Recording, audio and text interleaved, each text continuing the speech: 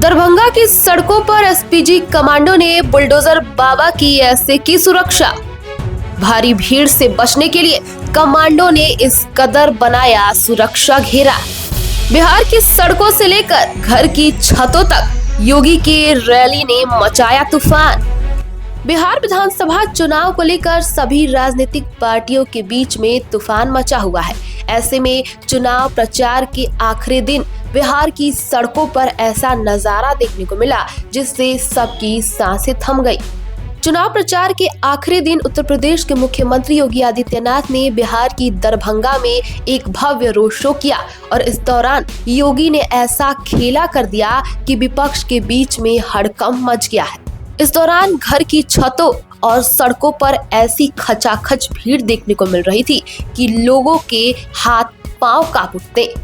आपको बता दें कि इस दौरान लोग योगी आदित्यनाथ योगी योगी के नारे और जय श्री राम के नारे से पूरे वातावरण को गुंजायमान कर रहे थे। इस रैली में अगर सबसे ज्यादा किसी बात की चर्चा हो रही है तो वो है योगी के एसपीजी कमांडो की। इस रैली में योगी के चारों तरफ कड़ा सुरक्षा घेरा देखने को मिला। ब्लैक कैट कमांडो हर दिशा में अलर्ट मोड पर नजर आए। कंधे पर आधुनिक हथियार और आंखें हर मूवमेंट पर निगाहें गड़ाई हुई थी। काफिले की हर गाड़ी पर स्नाइपर निगाह रखे हुए थे। इस दौरान योगी के ऊपर जितने भी फूल बरस रहे थे उस पर एसपीजी कमांडो अपना सुरक्षा गड़ाए हुए थे और पुष्प वर्षा को एसपीजी कमांडो रोकते हुए नजर आए।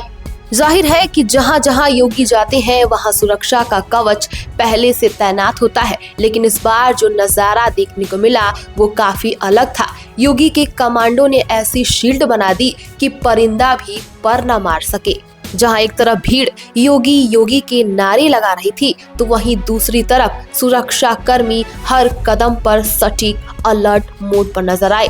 ये सिर्फ सुरक्षा नहीं, ये कमांडो स्टाइल का कवच बताया जा रहा है। जैसे जैसे ये रोड शो आगे बढ़ता जा रहा था, नारों की गूंज और भी ज्यादा तेज होती जा रही थी और बिहार में ऐसा लग रहा था कि मानो योगी की आंधी आ गई हो।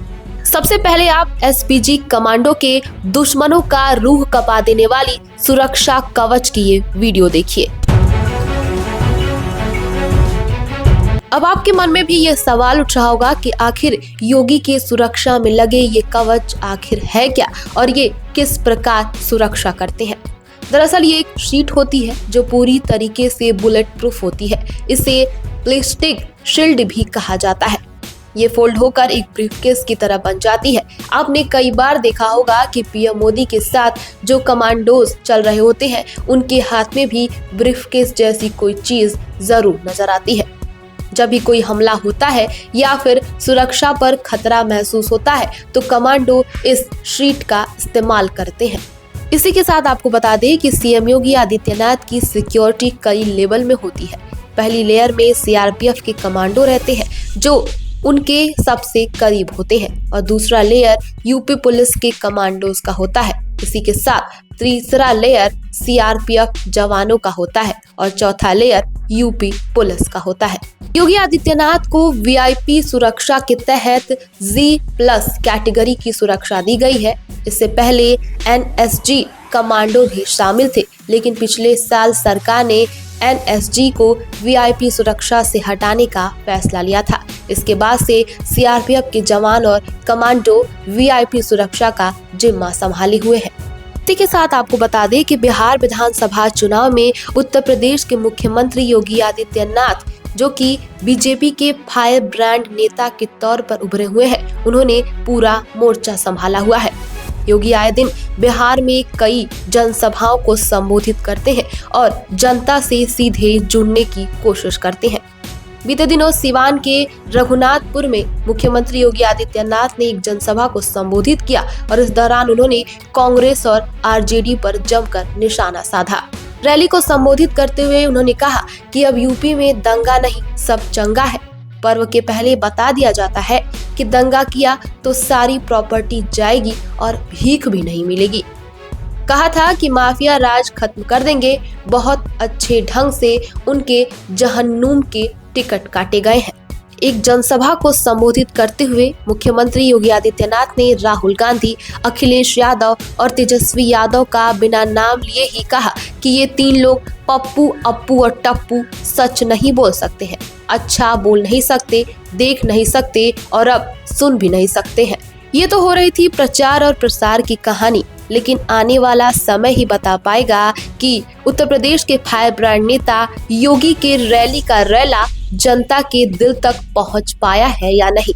मैदान सज चुका है, बाजी भी लग चुकी है, अब बस इंतजार है तो बिहार की जनता के उस एक फैसले का जो तय करेगा कि आखिर बिहार के सत्ता का ताज किसके सिर पर सजेगा। इस खबर पर आपकी क्या राय है, हमें कमेंट बॉक्स में जरूर बताएं और देश दुनिया की तमाम खबरों को देखने के लिए हमारे चैनल को सब्सक्राइब करें। बने रहिए हमारे साथ और देखते रहिए द बेस्ट ऑफ मीडिया। हमें फिर से अयोध्या और मिथिला को जोड़ करके राम राज्य की अवधारणा को साकार करने की दिशा में आगे बढ़ना है और राम राज्य की अवधारणा ये तभी आएगी जब बिहार में एनडीए की सरकार आएगी। ये राम राज्य बिहार के लिए, आत्मनिर्भर बिहार के लिए, समृद्ध बिहार के लिए, विकसित बिहार के लिए यह अत्यंत महत्वपूर्ण है और यह केवल और केवल तभी होगा जब एनडीए विजयी होगा। एनडीए विजयी होगा, बिहार विजयी होगा। एनडीए की विजय बिहार की विजय के साथ जोड़ करके देखना होगा और इसके लिए बहन और भाइयों बटेंगे नहीं, कटेंगे भी नहीं। याद करना, बंटे थे तो कटे थे, बटेंगे नहीं तो कटेंगे नहीं। एक रहेंगे तो सेफ भी रहेंगे और एकजुट होकर के एनडीए के प्रत्याशी भारतीय जनता पार्टी के श्री मुरारी मोहन झा को भारी बहुमत से विजयी बना करके भेजना है। ये इंडी गठबंधन जो आज यहां पर कम्युनिस्ट के नाम पर, एमआलए के नाम पर या आरजेडी और कांग्रेस के नाम पर आया है, बहन और भाइयों ये इसलिए आया है जिससे गरीबों के राशन पर डकैती डाल सके। ये इसलिए आया है क्योंकि पुराना अनुभव है, पहले राशन मिलता नहीं, गरीबों को मिलता नहीं था आरजेडी के समय, और गरीबों के राशन को तो खाया ही खाया, इन्होंने तो पशुओं के चारे को भी खा दिया था। ये वही लोग हैं, बात गरीबों की करेंगे और गरीबों के गटई को दबाने का काम भी करेंगे। ये वही लोग हैं जिन्होंने नौकरी नहीं दी, नौकरी के नाम पर आपके पैरों के नीचे की जमीन को भी हड़पने का काम किया था। ये वही लोग हैं जिन्होंने किसानों के जमीनों पर कब्जा करवाया था और फिर किसानों को प्लान करने के लिए मजबूर किया था। ये वही लोग हैं जिन्होंने बिहार में माफिया राज ला करके यहां के व्यापारियों के सामने, यहां की बहन और बेटियों के सामने, यहां के नौजवानों के सामने पहचान का, सुरक्षा का और सम्मान का संकट खड़ा कर दिया था।